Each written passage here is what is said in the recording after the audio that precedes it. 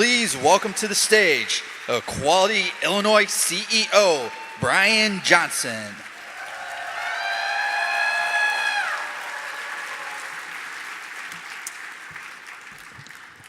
Good evening, good evening, good evening.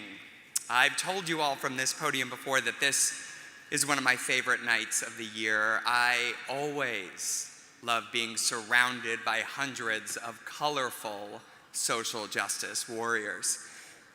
You know, a senator told me recently that until dancing at the Equality Illinois Gala, her husband had no idea so many people knew that many Madonna lyrics by heart.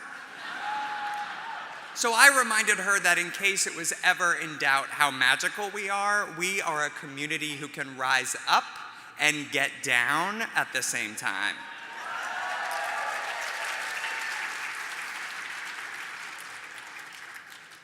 I know what I'm supposed to do from this podium this evening. I'm supposed to rally you with the story of how we righteously deserve to have Illinois treat us equally. But I'm not going to do that tonight. Instead, I ask you to walk down a different path with me, because I won't tell you how we need Illinois to treat us equally. I am here to tell you how Illinois needs us to be equal. You see, I love our country. Many of you know that as the son of an Army officer, I lived in 11 different homes before I was 14 years old in a half dozen states, and I have seen firsthand how vibrant and exceptional we are as a nation, and that is why I am frightened.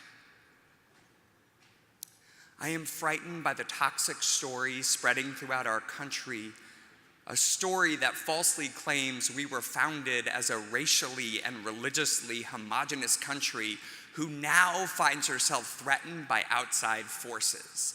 In fact, as many of you know, last night, state rep and gubernatorial candidate Jeannie Ives announced her plans to broadcast a campaign ad on network TV claiming transgender Illinoisans, immigrants, and even African American Chicago teachers are a threat to the rest of Illinois.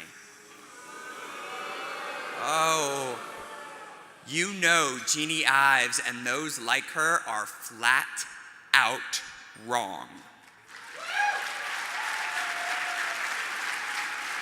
Because our story paints a different history of who we are as a country than the one our opponents have made up. The truth is, we have no single founding. We were always many.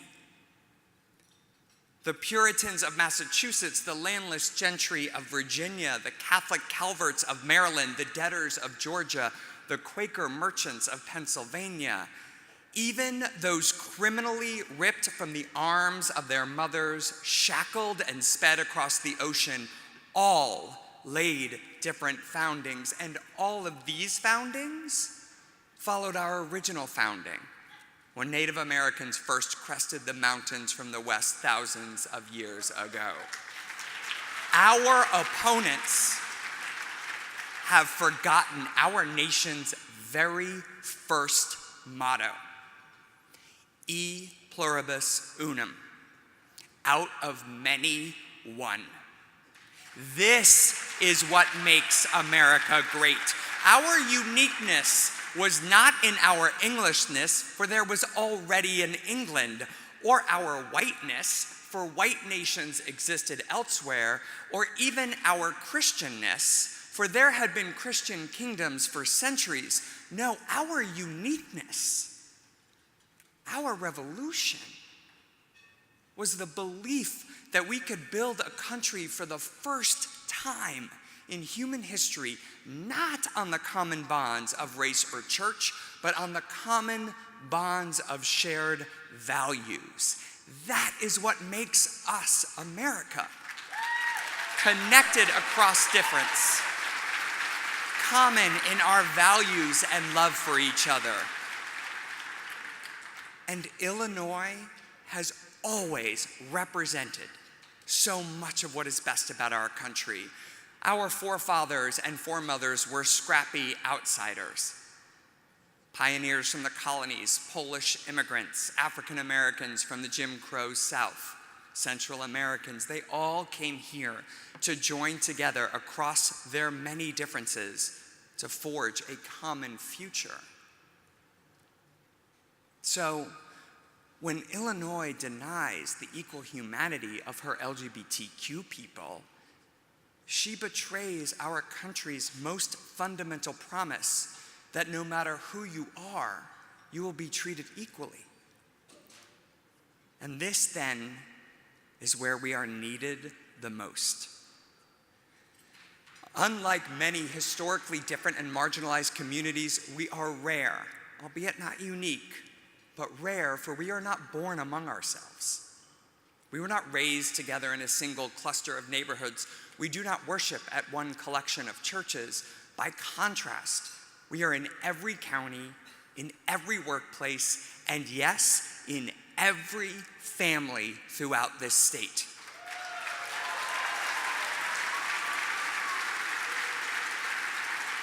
So Illinois' ability to accept and affirm us is a bellwether of her ability to accept and affirm all her children.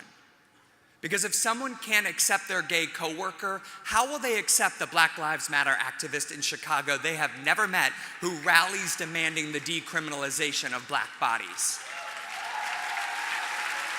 Because if someone doesn't understand their lesbian neighbors, how will they understand the out-of-work coal miner in Carbondale who struggles to understand why the economy has left him behind?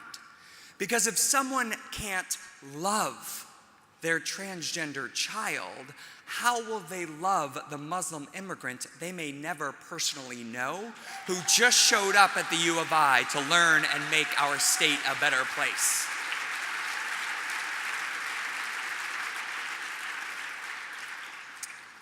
But hope is magical because it flows uphill, from small acts to large, sweeping visions.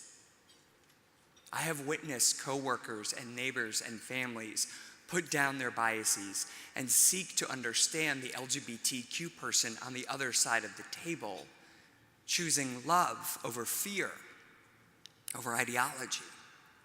And when they do this, the muscles of curiosity and compassion for those perceived as different grow. Only when our state's collective curiosity and compassion grow will the heart of Illinois be big enough to embrace all her children equally. That is why Illinois needs us. It is the daily practice of our equality that helps Illinois become the state she is destined to be, fully equal and accepting of all. So, to the public leaders in this room and beyond, I want to be clear. When we advocate for our full equality, we are not asking for your graciousness in bestowing upon us new benefits. We are simply inviting you to live up to the values we as Illinoisans have always held dear.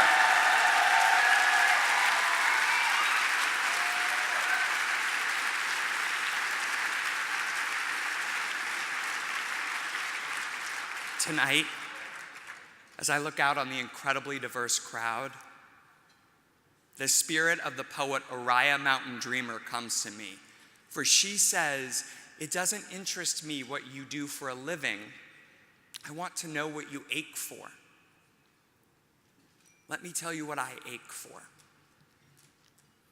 I ache for an Illinois where a child in Palatine shares that she is transgender and her school community comes together to wrap her in love. Will you build that Illinois with me? I ache for an Illinois where a young lesbian woman in Champaign walks into a doctor's office for the first time, confident that she will be treated fairly. Will you build that Illinois with me? I ache for an Illinois where a gay man of color proudly walks down the street in Peoria, knowing he is no more likely to be pulled over or incarcerated than a straight white man. Will you build that Illinois with me? And I ache for an Illinois where a young pregnant woman, just a few blocks from this ballroom at 43rd and Cottage Grove, settles one winter evening into her couch, warming herself in her favorite sweater, threadbare at the elbows from use and love, and hugging her growing belly, she allows her mind to drift to all the possibilities for her child, confident that whoever they may be, boy or girl, gay or straight, cisgender or transgender, they will be fully equal in our great state. Will you build that Illinois with me? So tonight we celebrate, and tomorrow we wake up and do what needs to be done to build that Illinois. Thank you.